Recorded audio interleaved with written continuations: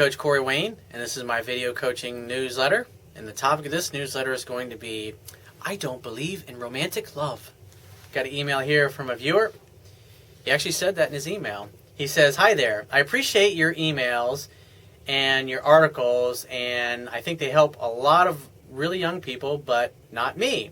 He says, I am lucky that I am surrounded with many counselors in my church. Whatever challenges I face in my life, I deal with it in a Christian way. Well, good for you.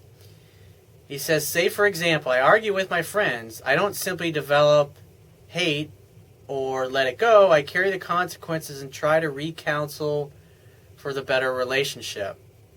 Well, if one of your friends is being a jackass to you and you don't like it, I would tell them right then and there on the spot, hey, I really would appreciate it if you don't talk to me in that tone, or you didn't do this next time, or you didn't do that.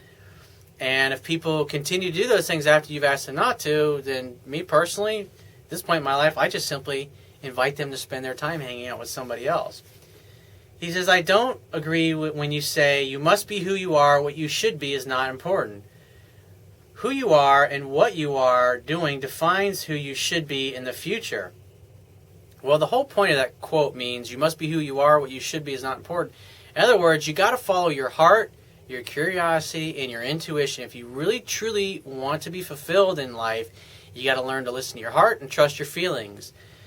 But if you listen to what your mind tells you what to do, or society tells you what to do, or what your mommy and your daddy tell you what to do, or what your friends think you should do, or the members of your church think you should do, then you're not really being yourself. You're basically being what you think other people want you to be in order to make them happy and gain their acceptance. And when you live your life from that place, you will be absolutely fucking miserable. How do I know? It's like, I don't know how long you've been following my work, but I get a lot of emails from people that are in those very situations. They've gotten themselves married, or they've gotten themselves in bad relationships, or shitty jobs, or shitty careers. They're overweight, they're unhappy, they're unhealthy, they don't like the people that they're hanging out with, and they're absolutely miserable. So whenever somebody tells you that you need to do what others think you, or in other words, when you put someone or something's opinion or a set of circumstances above your own, meaning you place more importance on what somebody else thinks as opposed to what you think yourself, you not only do you open yourself up for manipulation, but you open yourself up to making yourself miserable, because instead of you living your life from your own truth and your own heart and following your own feelings, you're basically a pleaser. You're running around trying to be everything to everyone in order to make them happy. And what's going to happen is you're never going to be able to please anybody, and no matter how much you bend yourself into a pretzel in order to become something that you think other people you want, you're going to continue to become more and more miserable as you become older. He says, if you can't see your future today, well, of course, you will not know where you are heading. Well, when you start a new business, but you've got a burning desire in your heart to do it, you don't know how you're going to figure it out, or you're going to solve the problem, or you're going to turn it into a success when you first start out. It's a process of trial and error and moving towards the things that you want and you love, because repetition is the mother of skill. And the more things you try, the more trial and error. When you try to model the success of others, maybe if you've got a business that you're just starting and you're looking at the results that other people have gotten and other people are successful at what you want to become successful at, you can cut down the amount of time it's going to take in order for you to become a success like them by simply modeling what they've already done to become a success. And so therefore, if you do the same things that they've done, you'll get the same kinds of results. He says, particularly when it comes to dating, you need to be careful, because you will not be yourself, and as many people say, your lover will be your world at the early stage. Well, the whole purpose of a relationship, and that includes your friendships, is you go there to give. You're there to help each other grow and become more. You're there to help. Every person that's in your life is there to help you reach your full potential. But if you've allowed people to be in your life who are always telling, oh, that's stupid, that's a dumb idea, you shouldn't do that, you shouldn't dress like this, you shouldn't dress like that, you shouldn't talk like that, you shouldn't hang out with those kinds of people, you're going to be a pretty fucking miserable, unhappy dude. because you're never going to be doing what you really want to do. You're always going to be doing what you think everybody else wants you to do, and you're going to make yourself miserable in the process. And women aren't going to find you very attractive either because you're a pleaser. And women want a guy who knows how to act like a man, who marches to the beat of his own drum and does the things that he wants, when he wants, and with who he wants. And if it ultimately means that his woman leaves him, he'll never sacrifice his purpose for his woman. And if you're with a girl and she doesn't support your purpose and what you do or your business or your career, then you're definitely with the wrong woman.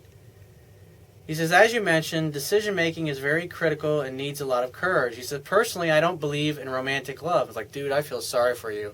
That tells me that you have never been head over heels in love with a woman who feels the same way about you, and you are totally fucking missing out on life.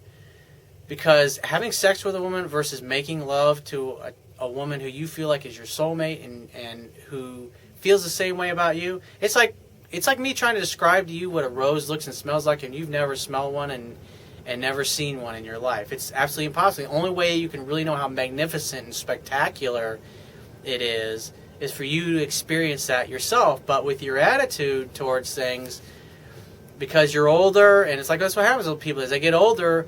You know, like the old say, you can't teach an old dog new tricks. It's like people get set in their ways and they get set in their belief systems, and they don't allow anyone or anything into their life that is not consistent with their belief system. Whether or not it serves them is irrelevant. If your belief system is dysfunctional or limited in the way you think and look at the world, then you're going to limit your options in life. You're going to limit the kind of people that you date, and you're going to limit yourself to the kinds of friendships that you can have. And so, I mean, you could do whatever you want in life, but I know that when I was younger, I lived the way you're living now. I was always concerned about what other people thought about me, and that's what led me to getting married to my first wife. I married a woman who I loved, but I wasn't in love with, because everybody told me that I needed to be married to her, and I would be a complete fucking idiot to let her go. Even though everything internally was screaming at me to not get married, I ignored that. Why? Because I was listening to what society told me I needed to do, and all I did was make myself absolutely fucking miserable. And I swore once I got out of that marriage that I would never ever settle again when it came to relationships. And I haven't since then. I've walked away from a lot of really amazing women over the years when I got to the point where I realized that they weren't what I wanted long term. And unfortunately, a lot of people are too weak to do that, and they stay in those bad relationships because they're too afraid to meet somebody new, or they're staying in it for the kids. And so all they end up doing is completely emotionally fucking up their children. And so when their kids grow up, they wonder why the kids are so fucked up and their relationships are so fucked up. It's like, well, look at the dysfunctional model that mom and dad presented to their children. Kids learn what they know from their parents and from their peer group. And when people's kids turn out to be a complete mess, it's like people bullshit themselves and they don't want to take any responsibility, and don't want to be able to blame it on society or somebody else, or it's that bad teacher that they had in 5th grade or whatever it happens to be, as opposed to taking some responsibility for themselves and their own actions for the fact that they chose to stay in a really crappy, mediocre marriage their whole life, and therefore their kids never had a chance. They never had a chance to learn what spectacular really is, because mom and dad never really had the guts to do the work on themselves that they needed to do in order to attract a really super high quality person they could be really happy and really in love with. Just food for thought. So if you have a question you want to ask me, go to my website, click the Contact Me tab on the left-hand side of your screen, send me 1 to 2 paragraphs max, and just give me several days to get back to you with a response. If you want to talk to me right away, the quickest way to get my help is to book a paid phone coaching session, and you can do that by going to my website right now, and on the will be a toolbar at the bottom of your screen, click the PayPal donate button and donate any amount that you feel is equal to the value of the information. And I will talk to you soon.